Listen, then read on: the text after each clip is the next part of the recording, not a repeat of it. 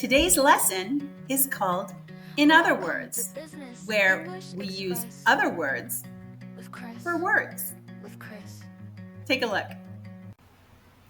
Other ways to say but. However, although, though, yet, nevertheless.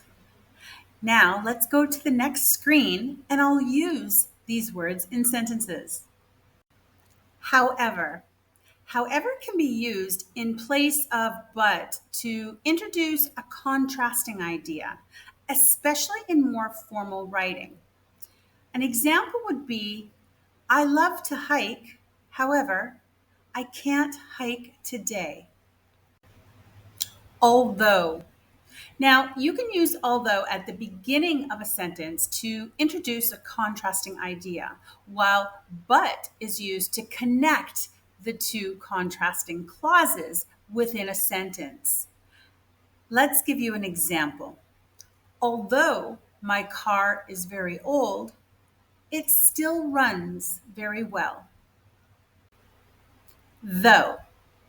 Though and but can be used interchangeably in many cases when introducing a contrasting idea, but there are subtle, small differences.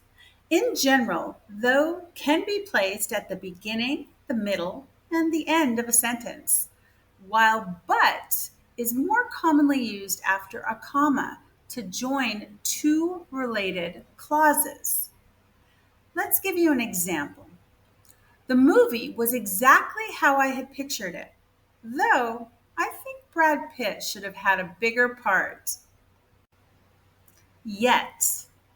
Yet is an adverb that signifies a continuation of state or action up to the present time or a future time. For example, he studies often, yet still thought the exam was difficult. Nevertheless. Nevertheless is a word that acts like a bridge between two independent thoughts, suggesting a contrast or concession despite the initial statement. In essence, it means despite that or even so, indicating that even though something is true, another statement remains valid as well. As an example, the math test was very difficult. Nevertheless, she earned a good grade. Thanks for watching, and don't forget to subscribe. Business English Express. With Chris, you'll learn to be your best. Learn the skills, unlock success.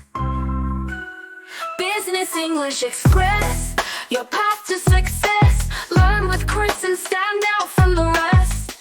Hit subscribe and start today. Unlock your future in a powerful way.